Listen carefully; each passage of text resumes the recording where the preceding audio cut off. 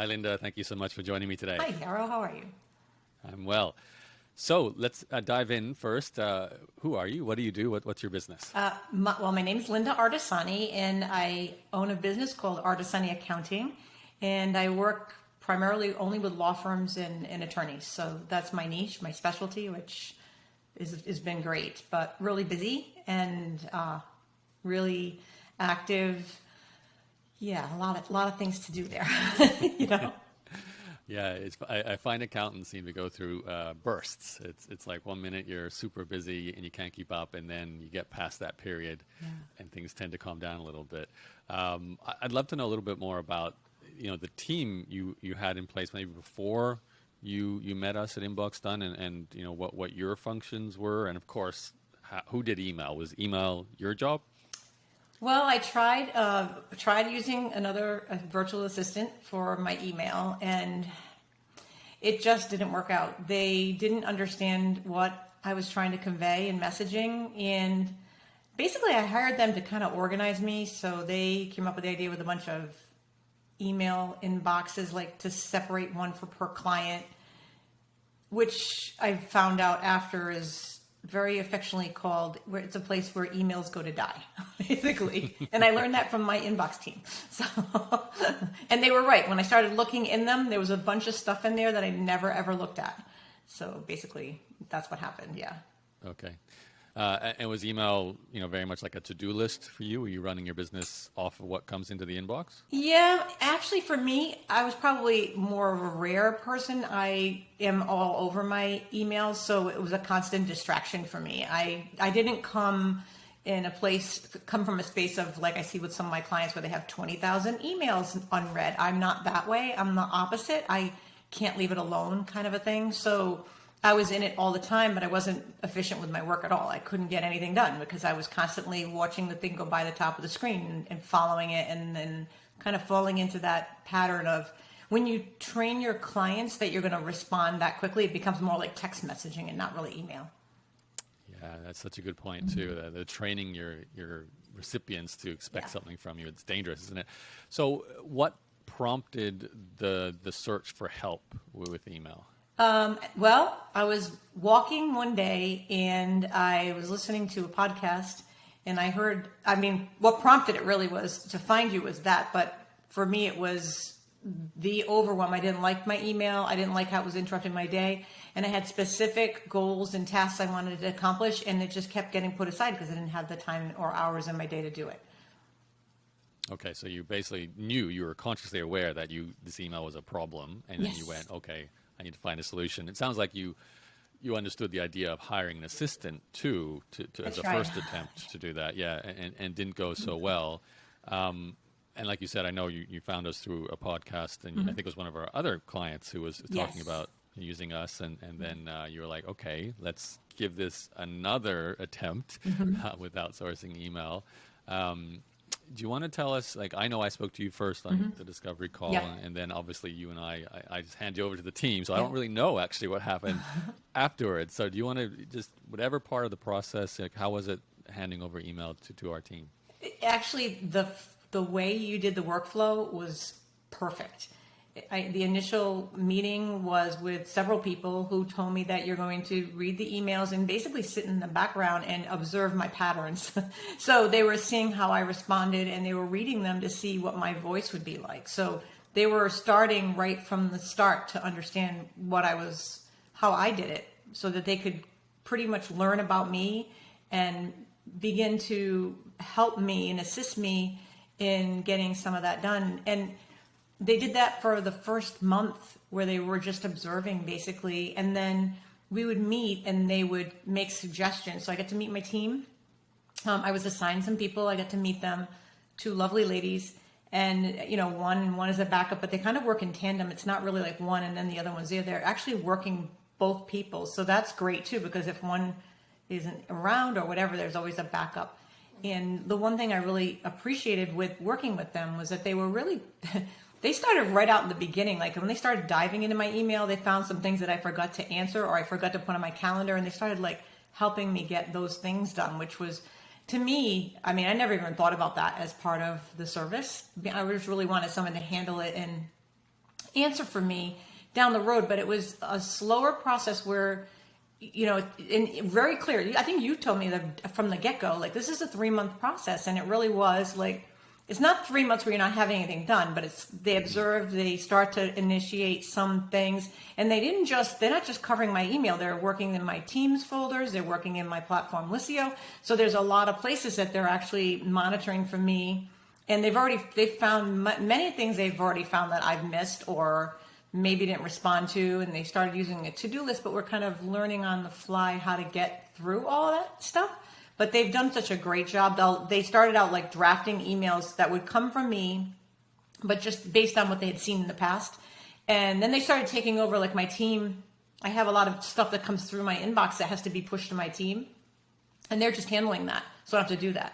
And they really organized it. So we don't have a bunch of folders, and they've organized things to a place where this is here, this is there. And they'll ask, like, if something comes in, my mom's in a nursing home, and that was some of the emails are coming in. They're like, these seem to be very important to you, that things you need to respond to, because I'm the person in the caretaker. So they put like folders together, and they made sure that they took care of me in that respect. And we were meeting every week for a bit, and then we moved to every other week, and now we're on a monthly. But if I need them, and I love the everyday, like I look forward to the everyday recap that tells me what I need to address. And they had to coddle me through letting go of the thing coming across my screen.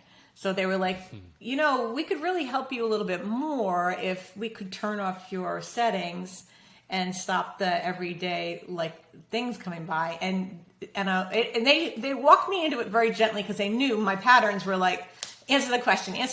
And they did it in such a great way, so that I was a little fearful in the very beginning when we started to have the discussions, but they did it so well that I'm good, and I don't look at it. And the things I've been wanting to do, and the reason behind me hiring you guys, I've actually started to work on those projects that I just never had time for, that are pretty important, but I've always pushed aside because I was like, this is not gonna, I don't have the time. I'm too busy chasing squirrels on my email.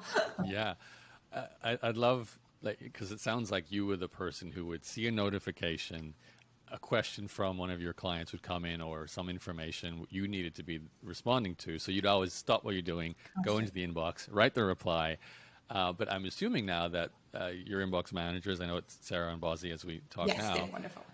Yeah, they go in and actually reply to those messages for you. Now, when that initially started happening, how did it feel? Like, was that a challenge to get through this idea that someone else was replying to, I assume, the people you value most, your clients, right? Like, there's that sense of, can someone reply as well as me? So how did you feel about that? I actually had such a comfort level with them because of the way the system is set up, that I never, ever, ever felt uncomfortable with it. Like, when they started even drafting the possible responses, I was looking at them like, yeah, sounds just like me. Like, because that was a problem I had before when I had hired somebody else.